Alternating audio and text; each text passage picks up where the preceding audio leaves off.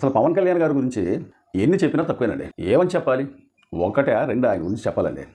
అసలు అతని రాజకీయం అనేది ఎవరికి కూడా ఊహకు అందనంత ఇది ఉందండి. వామ్మో వామ్మో, అసలు ఎక్కడన్నా ఎప్పుడైనా విన్నారా అని నాకు తెలియకడుతున్నా. ఎంతోమంది రాజకీయ నాయకులు గిరిజన ప్రాంతంలోకి వెళ్ళి వాళ్ళ బాగోగులు తెలుసుకున్న రాజకీయ నాయకులు మనం చూసాం. కానీ వాళ్ళ స్థితిగతులు అంటే వాళ్ళకేదో రోడ్లు వేపిద్దాం, లేకపోతే క్వార్టర్స్లు అంటే ఇల్లులు సరిగా లేకపోతే ఇల్లులు ఏమైనా వేపిద్దాం, వాళ్ళకి హాస్పిటల్ సౌకర్యాలు ఏమన్నా దగ్గరలో లేకపోతే హాస్పిటల్ సౌకర్యం ఏమైనా కల్పిద్దాం, లేకపోతే నీటి సదుపాయం లేకపోతే నీటి సదుపాయం ఏమైనా కల్పిద్దాం. కొన్ని గిరిజన ప్రాంతంలో కరెంటు సదుపాయం ఏమైనా లేకపోతే ఆ కరెంటు సదుపాయం ఏమైనా కల్పిద్దామని చెప్పి అనుకున్న రాజకీయ నాయకులు నేను చూశాను. కానీ కొంతమంది రాజకీయ నాయకులు అది నెరవేర్చారు, కొంతమంది రాజకీయ నాయకులు ఆ మాటలు బుట్టదాఖలైపోయింది. అంటే చేస్తానని చెప్తారు, ఎలక్షన్లు అయిపోయిన తర్వాత వీళ్ళ ముఖం అనేది వాళ్ళ వైపు తిప్పిపోరు, మళ్ళీ ఎలక్షన్లు వచ్చేదాకా కూడా. కానీ పవన్ కళ్యాణ్ గారు ఈ మధ్యలో ఒక అద్భుతమైన కార్యక్రమం అనేది మొదలుపెట్టిందండి.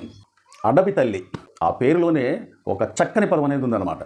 అడవి తల్లి అనే ఒక మంచి కార్యక్రమాన్ని మొదలేసి 1,000 కోట్లతోనూ 1000 కుటుంబాలకు 373 రోడ్లకు శంకుస్థాపన అనేది అతను మొదలుపెట్టి ప్రారంభించి